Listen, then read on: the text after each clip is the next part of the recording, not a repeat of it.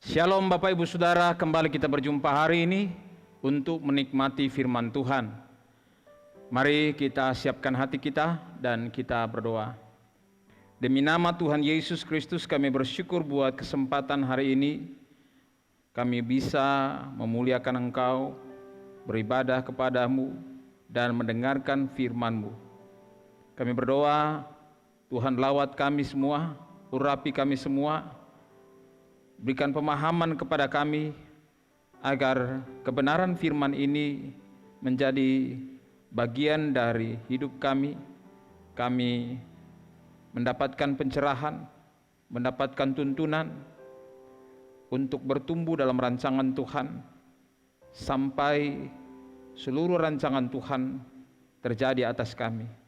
Terpujilah Tuhan, kami siap mendengar firman-Mu demi nama Tuhan Yesus Kristus. Haleluya. Amin. Bapak Ibu Saudara, kembali hari ini kita belajar firman Tuhan tentang komunitas. Pertanyaan paling penting yang harus dipertanyakan dalam kekristenan kita menjadi judul dari firman Tuhan hari ini. Sudahkah Anda berfungsi dalam komunitas tubuh Kristus, yaitu di gereja Anda atau di gereja lokal Anda? Banyak orang menjadi anggota jemaat, rajin ke gereja, beribadah kepada Tuhan, mengembalikan milik Tuhan, memberikan persembahan, dan berpikir bahwa tugasnya sebagai anggota gereja, anggota tubuh Kristus sudah selesai. Apakah memang benar seperti itu? Dalam Roma pasal 12 ayat 4, mari coba kita pelajari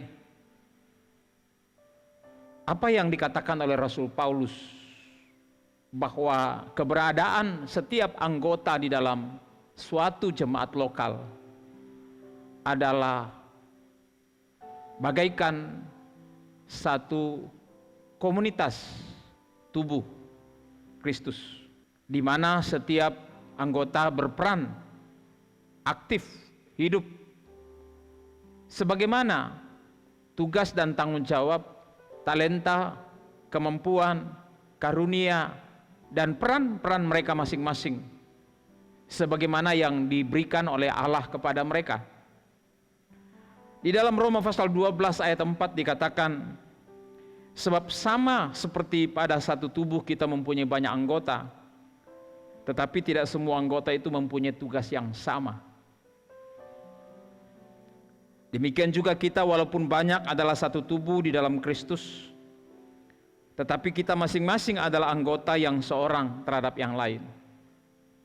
Jadi, komunitas gereja, komunitas jemaat lokal adalah suatu sistem kehidupan bersama untuk menjalankan tugas-tugas dan tanggung jawabnya sesuai dengan tujuan Tuhan menciptakan, memanggil, memilih setiap anggota tubuh Kristus, memilih saudara menjadi bagian daripada komunitas tubuh Kristus.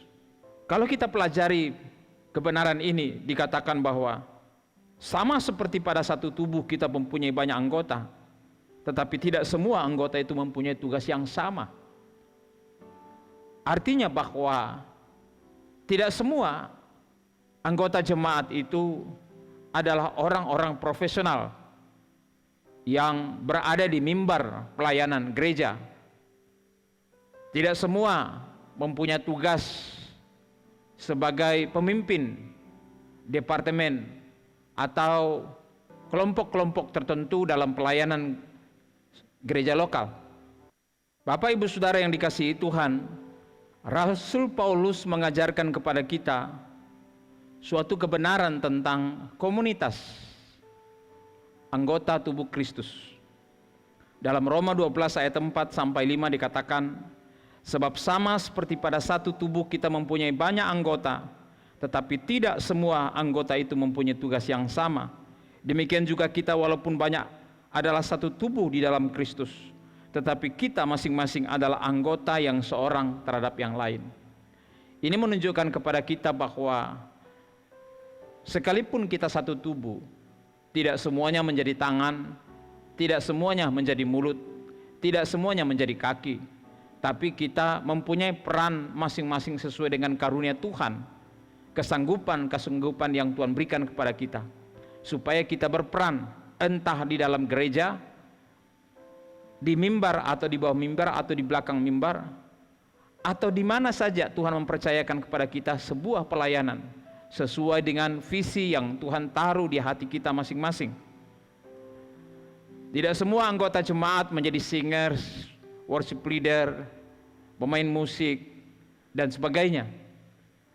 Tapi fungsi-fungsi pelayanan terus harus diaktifasi dalam pelayanan kita. Sebagai anggota tubuh Kristus, jangan kita berpikir bahwa saya adalah anggota komunitas yang setia beribadah, setia berdoa, dan setia mengembalikan milik Tuhan, setia memberi persembahan, korban, dan sebagainya. Itu sudah cukup. Bapak Ibu Saudara, mari coba kita memperhatikan seperti apa peran-peran yang Tuhan berikan kepada kita dalam tubuh Kristus. Dalam Efesus pasal 4 ayat 11, Rasul Paulus menulis kepada jemaat Efesus ayat 11 dan 12 dikatakan, dan ialah, yaitu Yesus, yang memberikan baik rasul-rasul maupun nabi-nabi, baik pemberita-pemberita Injil maupun gembala-gembala dan pengajar-pengajar. Jadi 5 jawatan pelayanan ini diberikan kepada gereja oleh Yesus Kristus. Tujuannya adalah ayat 12, untuk memperlengkapi orang-orang kudus bagi pekerjaan pelayanan, bagi pembangunan tubuh Kristus. Perhatikan baik-baik bahwa semua jawatan pelayanan ini itu adalah bukan pelayanan struktural, tetapi pelayanan fungsional. Ia memberikan kepada kita rasul-rasul, ia memberikan kepada kita nabi-nabi, ia memberikan kepada kita pemberita-pemberita Injil, ia memberikan kita gembala-gembala dan pengajar-pengajar dan sebagainya, agar kita berperan dalam pelayanan-pelayanan kerasulan, pelayanan kenabian, pelayanan pemberitaan Injil, pelayanan penggembalaan, dan pelayanan pengajaran. Jangan kita berpikir bahwa pelayanan-pelayanan ini adalah pelayanan-pelayanan yang bersifat struktural. Jangan kita berpikir bahwa ini adalah jawatan pelayanan dalam posisi-posisi formal dalam gereja. Tapi pelayanan ini adalah lebih kepada pelayanan yang berperan aktif langsung di dalam lapangan pelayanan.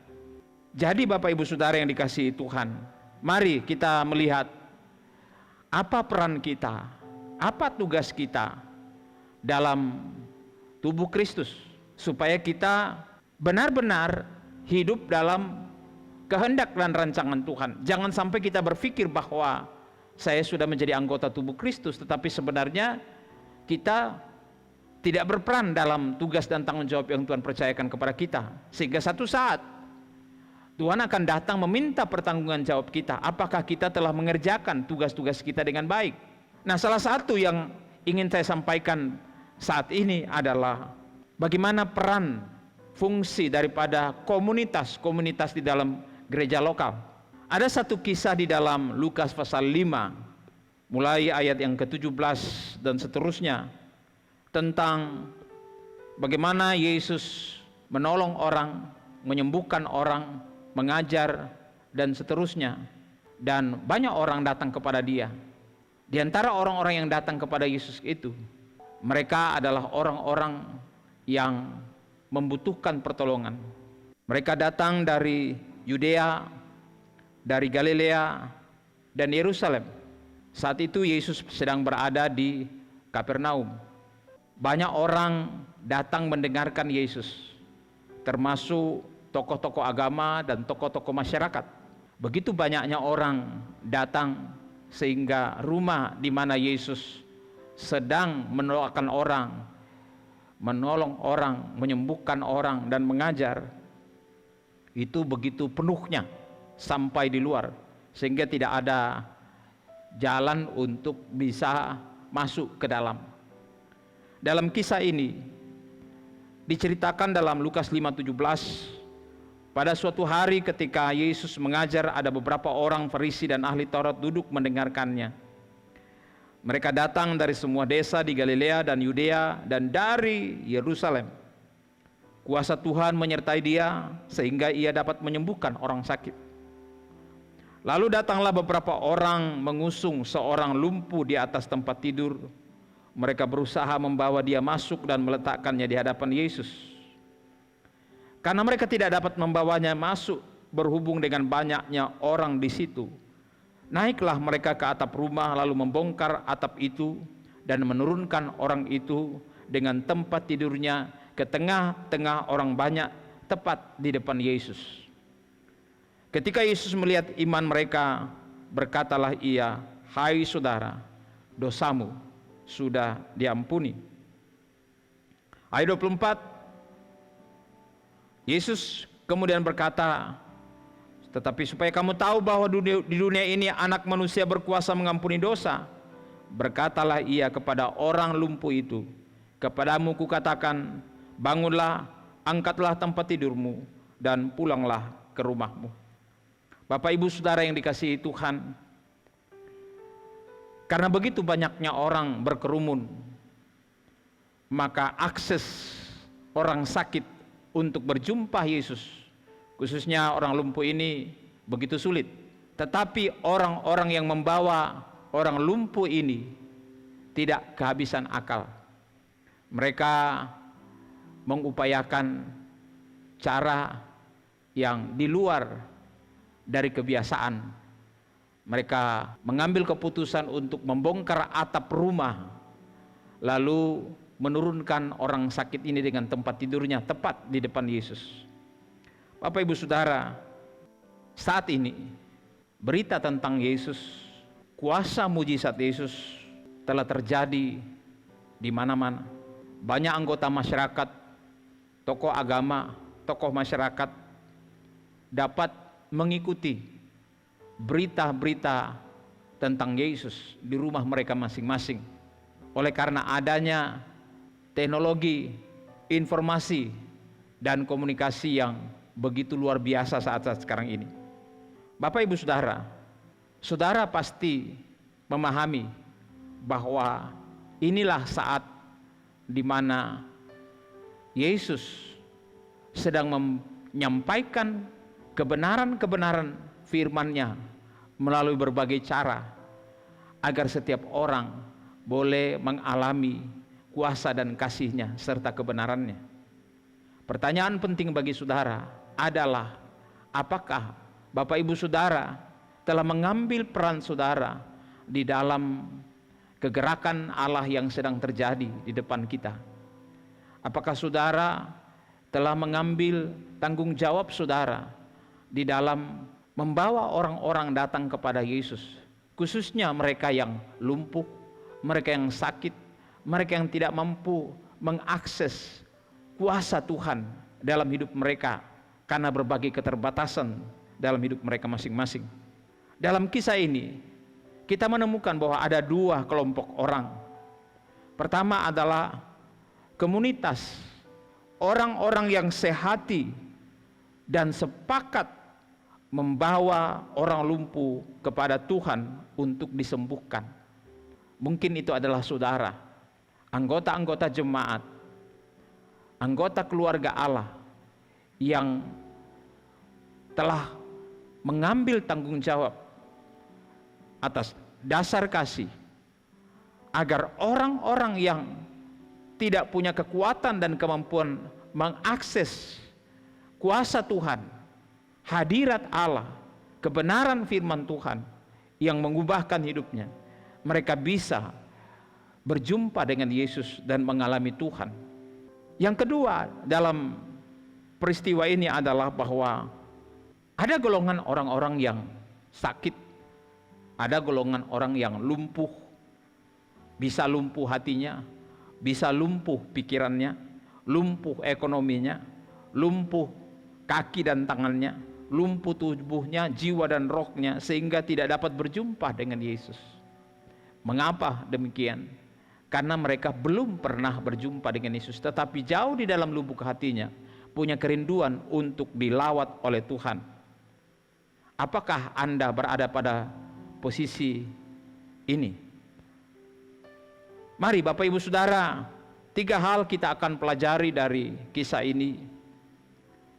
Yang pertama adalah komunitas sepakat yang dengan kasih mencari dan menemukan orang lumpuh dan rindu dilawat oleh Tuhan. Apakah saudara adalah anggota gereja? Apakah saudara adalah anggota jemaat? Apakah saudara adalah anggota tubuh Kristus? Jika saudara adalah anggota jemaat, anggota tubuh Kristus, saudara pasti mempunyai hati yang terbeban, hati yang penuh kasih, hati yang bertanggung jawab.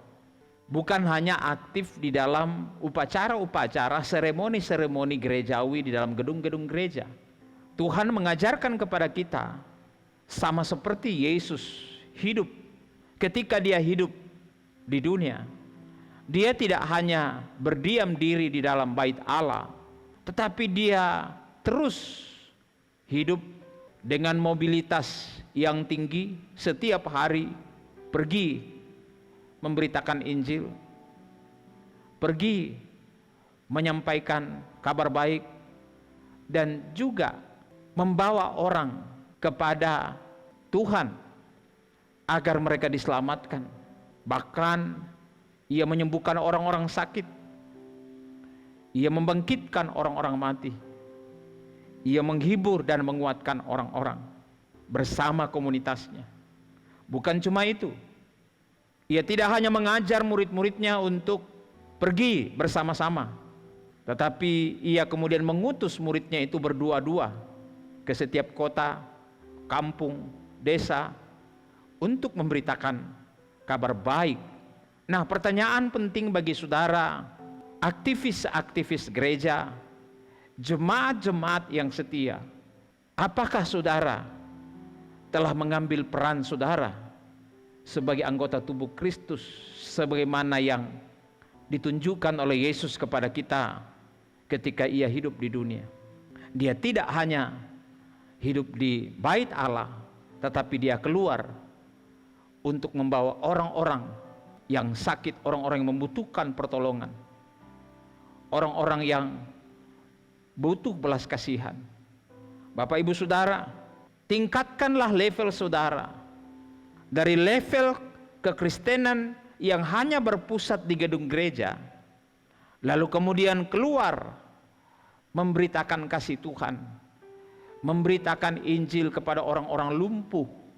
Apakah saudara sudah menjadi keluarga Allah yang sepakat mengasihi orang-orang yang membutuhkan pertolongan di luar sana? Mari kita berdoa supaya kita dipertemukan dengan orang-orang lumpuh di luar sana dan mereka rindu lawatan Tuhan. Jika saudara adalah anggota tubuh Kristus, ambillah peran saudara, ambil tugas saudara, ambil tanggung jawab saudara. 2, 3 orang atau 4 orang atau berdua-dua, saudara dalam komunitas saudara mendoakan target-target pelayanan saudara setiap hari, supaya orang-orang boleh mengalami perjumpaan dengan Tuhan. Yang kedua, dalam kisah ini, komunitas yang benar, komunitas yang punya kasih terhadap jiwa-jiwa orang-orang yang lumpuh secara rohani adalah komunitas yang sepakat, yang berani mengambil tanggung jawab, mengupayakan cara yang terbaik untuk membawa orang lumpuh ini datang kepada Tuhan. Dalam kisah ini kita lihat Mereka kemudian membongkar atap rumah. Ini sebuah tindakan yang cukup berisiko. Orang-orang ini berani mengambil resiko.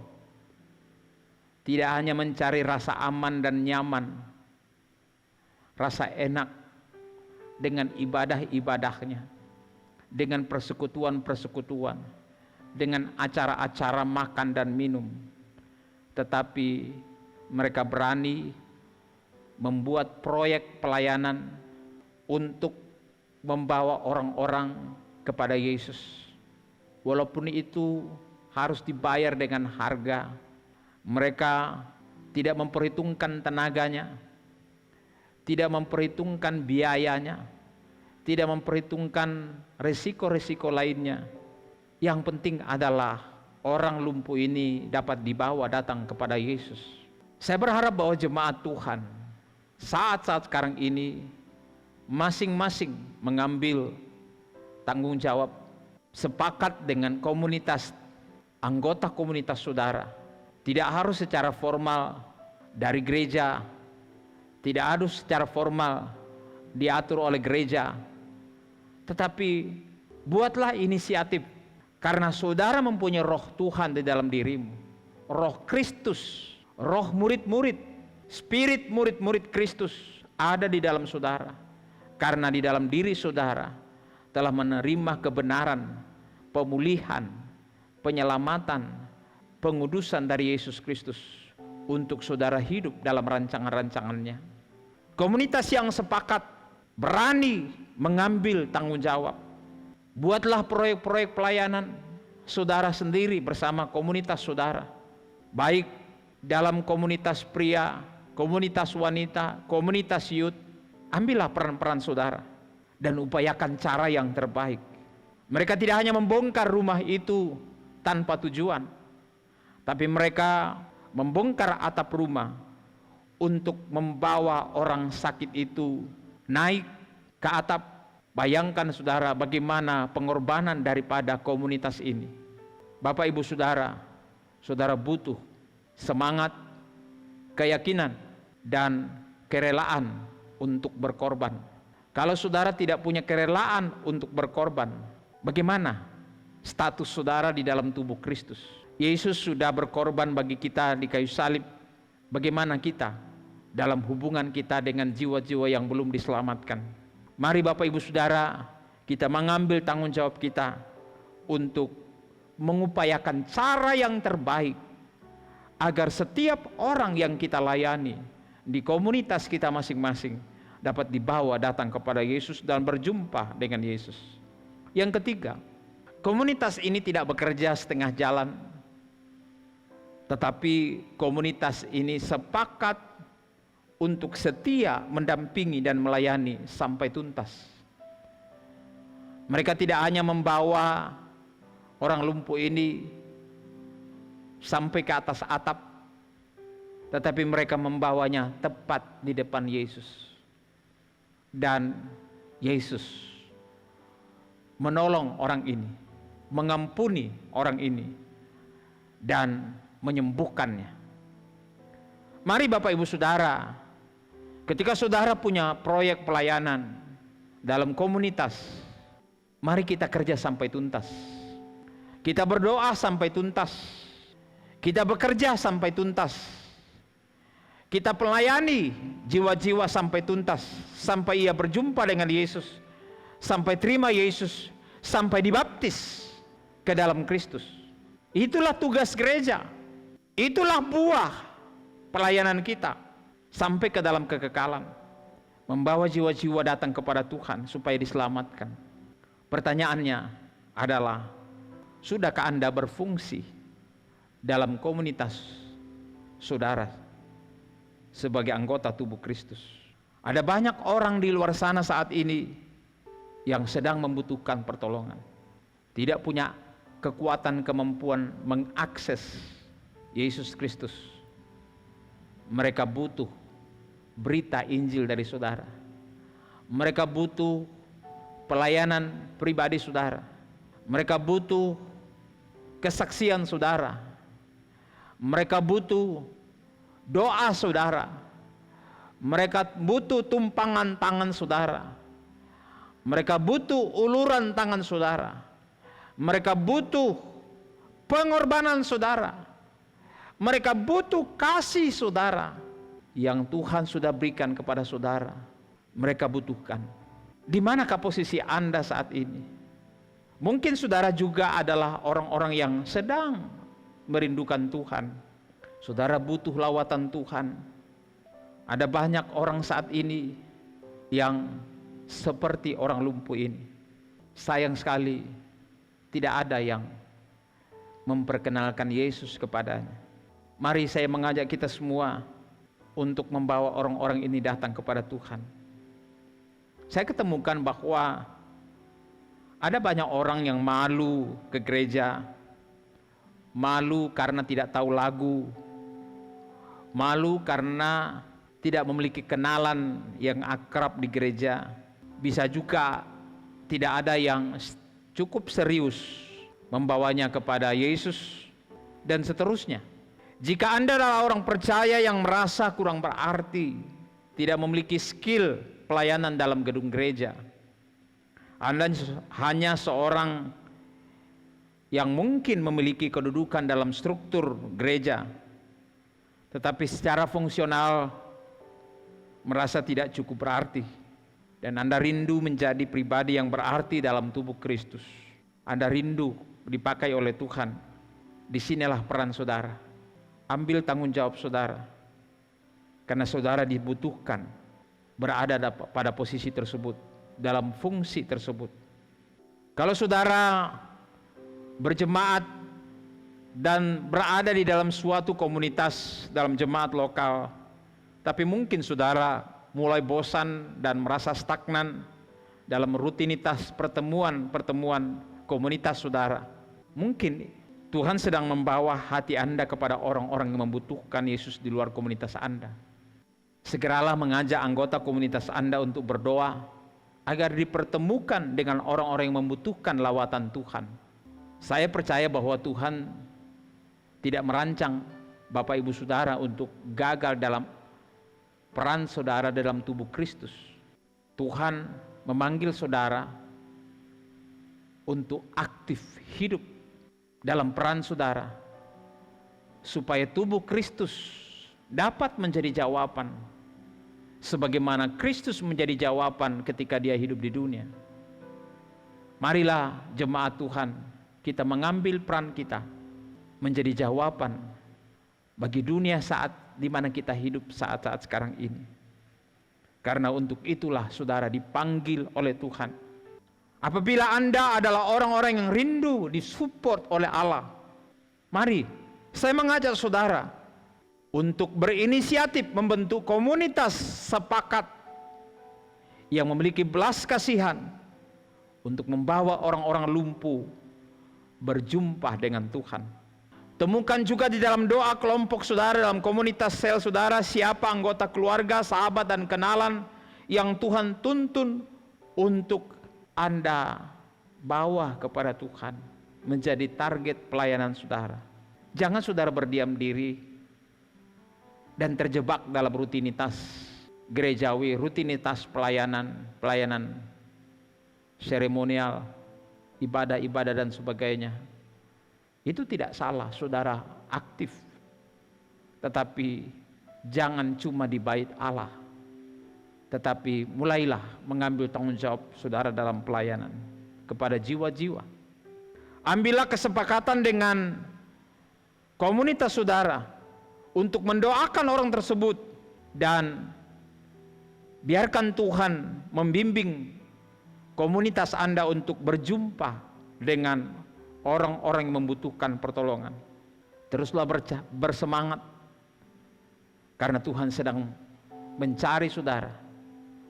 Tuhan memanggil saudara, dan Tuhan mengutus saudara untuk membawa orang-orang datang kepada Tuhan, agar orang-orang yang tidak punya akses kepada Tuhan bisa punya akses berjumpa dengan Yesus dan mengalami kuasa Tuhan.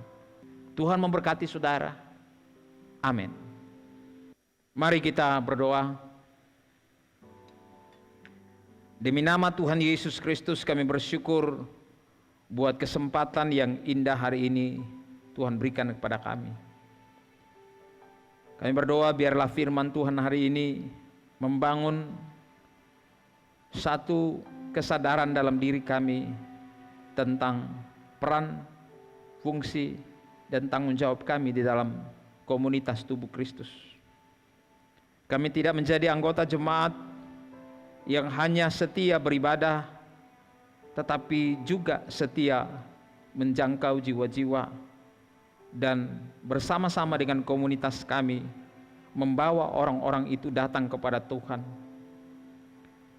Bimbinglah kami untuk mempunyai belas kasihan, mendoakan mereka, mencari mereka, dan menemukan mereka yang sedang butuh usungan kami, agar mereka boleh berjumpa dengan kuasa kasih dan kebenaran Tuhan.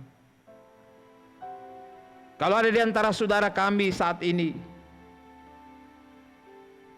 adalah orang-orang yang sulit untuk berjumpa dengan Tuhan karena tidak cukup mampu untuk berjumpa dengan Yesus, pertemukanlah kekasih ini dengan komunitas keluarga Allah yang sedang mendoakan mereka. Tuhan, hamba berdoa, lawatlah, pertemukanlah para pengusung-pengusung, orang-orang yang punya belas kasihan, orang-orang yang bertanggung jawab dalam gereja, dengan orang-orang lumpuh di luar sana. Biarlah tangan Tuhan menuntun kami semua, mengambil peran kami, agar kami bisa menjadi anggota tubuh Kristus yang hidup, sebagaimana yang dirancang oleh Tuhan. Terima kasih Tuhan untuk kebenaran firman-Mu hari ini. Terpujilah Tuhan. Ini doa dan syukur kami. Kami juga bersyukur karena Tuhan beri kami kesempatan untuk mengambil bagian dalam tubuh dan darah Kristus. Ampuni kami, dan kami percaya bahwa kuasa pengorbanan Kristus di kayu salib yang kami percayai telah mengampuni kami, melayakkan kami untuk menerima berkat dari persekutuan di dalam tubuh dan darah Kristus hari ini. Terima kasih Tuhan untuk karya-Mu di kayu salib 2000 tahun yang lalu sudah selesai, dan hari ini kami peringati. Terpujilah Tuhan. Dalam nama Yesus kami siap terima tubuh dan darah-Mu. Amin. Angkat hosti di tanganmu. Yesus berkata, inilah tubuhku yang dipecah-pecahkan karena kamu. Makanlah sebagai peringatan akan daku. Siapa makan tubuhku yang memperoleh hidup kekal dalam dirinya, karena tubuhku benar-benar makanan. Katakan, saya percaya dalam nama Yesus Kristus, ini adalah tubuh Kristus yang dipecah-pecahkan karena saya, supaya saya ditebus dari kesia-siaan hidup, sehingga hidupku bukan aku lagi, tetapi milik Tuhan, bukan milik dosa, bukan hamba dosa, bukan milik dunia, tapi milik Allah, hamba kebenaran. Saya percaya tubuhku sehat, diberkati, dan diurapi Tuhan untuk menjadi perkakas bagi hormat dan kemuliaan Tuhan, menjadi saksi Tuhan bagi kelebaran kerajaan Allah. Terima kasih Tuhan, aku terima tubuh Kristus di dalam nama Tuhan Yesus Kristus yang hidup. Haleluya. Amin.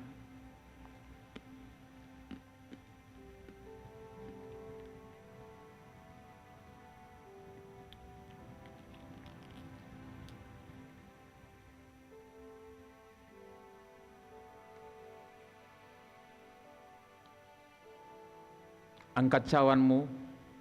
Yesus berkata, ini adalah cawan perjanjian baru yang dimeteraikan dengan darahku.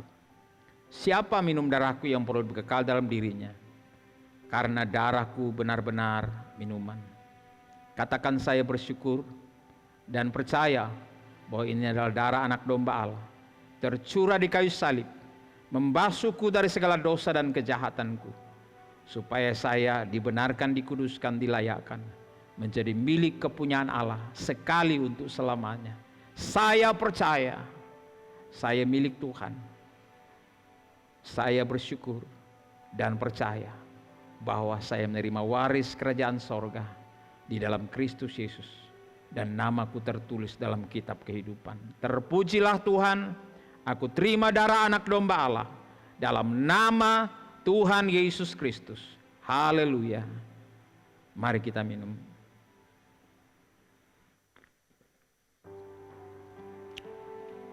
Terima kasih Tuhan. Terima kasih untuk tubuh dan darah-Mu. Yang lemah dikuatkan, yang sakit disembuhkan, yang susah dihiburkan, yang jatuh diangkat, yang jauh dibawa pulang, yang terikat dilepaskan dari segala belenggu, ikatan-ikatan, dan persoalan-persoalannya. Aku berdoa dalam nama Yesus, lawatlah setiap umat-Mu yang membutuhkan pertolongan saat ini. Dalam nama Tuhan Yesus Kristus, yang sakit kami percaya Tuhan sudah sembuhkan. Terpujilah Tuhan, terpujilah Tuhan. Ini doa dan syukur kami. Berdoa buat kekasih-kekasih yang berulang tahun. Joyvin Caroline Sutarjo, Royfit Nober, dan Ibu Sari Yesi. Ama berdoa berkati mereka dalam usia yang Tuhan tambahkan. Biarlah kemurahan dan kebaikan Tuhan dinikmatinya, dialaminya seumur hidup mereka. Kemurahan dan kebaikan-Mu selalu menyertai seumur hidup mereka. Terpujilah Tuhan. Berkati juga keluarga yang berulang tahun pernikahan. Keluarga Tony Memuat dan Leta Lesar. Keluarga Muhammad Rijal dan Niki Rosarina. Dharma Bakti Tuhan berkati. Biarlah pernikahan mereka semakin dipakai, diberkati, dan jadi berkat bagi hormat kemuliaan Tuhan. Rumah tangga mereka bahagia, sejahtera, dan selalu menikmati apa yang terbaik yang dirancang Tuhan. Hamba percaya apa yang terbaik yang dirancang Tuhan terjadi atas mereka dan bagi anak-anak mereka, dalam usaha mereka, pekerjaan mereka, dan masa depan mereka. Hidup mereka menjadi berkat bagi keluarga yang lain, dan Tuhan dimuliakan. Kami juga berdoa buat bangsa negara kami. Berkatilah bangsa kami. Berkati pemerintah Jokowi, Presiden bersama seluruh aparatnya. Mampukan, kuatkan, beri hikmat bijaksana, keberanian dan kewibawaan untuk menjalankan tugas-tugas mereka dengan sebaik-baiknya di tengah-tengah bangsa kami yang begitu luar biasa. Hamba berdoa biarlah kemurahan dan kebaikan menolong bangsa kami melewati krisis yang sedang berlangsung karena COVID-19. Tolonglah kami semua, lindungilah kami semua, tuntunlah kami semua. Begitu juga gereja-gereja, anggota jemaat, semua yang terus memberitakan firman-Mu, pelayanan-pelayanan misi yang terus menyampaikan firman-Mu. Berkati mereka supaya mereka mengalami kuasa Tuhan. Biarlah mereka berjumpa dengan orang-orang yang siap untuk dituai, dan banyak orang diselamatkan dari kebinasaan. Tariklah hati banyak orang datang kepada Tuhan. Bukalah hati mereka terhadap Injil kasih karunia Allah. Demi nama Yesus Kristus, keselamatan turun atas bangsa kami, pada setiap kelompok masyarakat kami. Terpujilah Tuhan. Ini doa dan syukur kami. Di dalam nama Tuhan Yesus Kristus kami percaya Tuhan mendengar dan menjawab doa kami. Haleluya. Amin.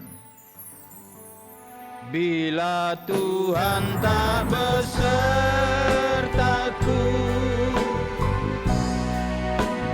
ku tak mau berjalan.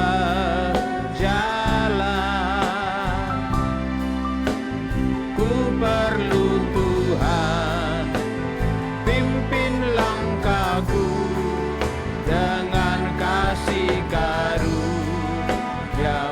Pimpin langkahku, pimpin langkahku setiap waktu.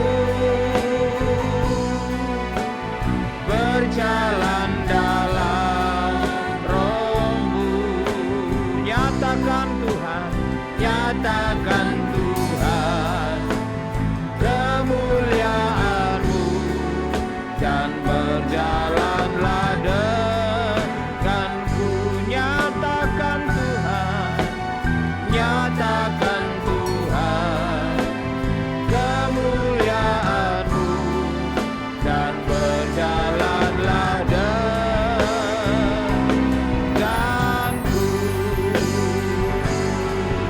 Haleluya, haleluya.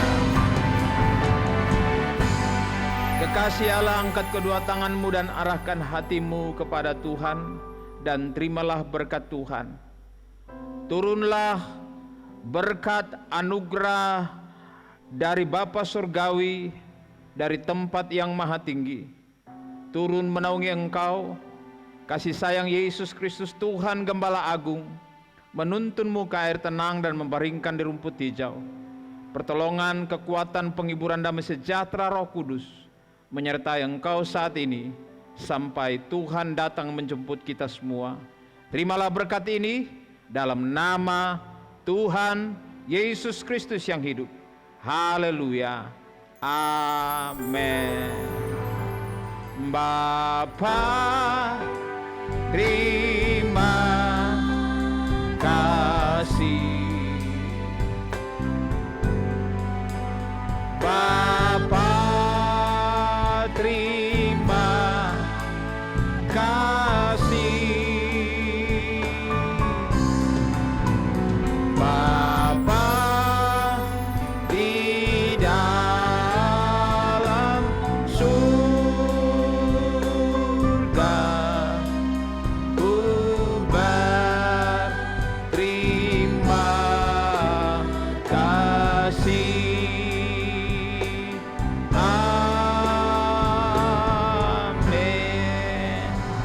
Tuhan memberkati saudara.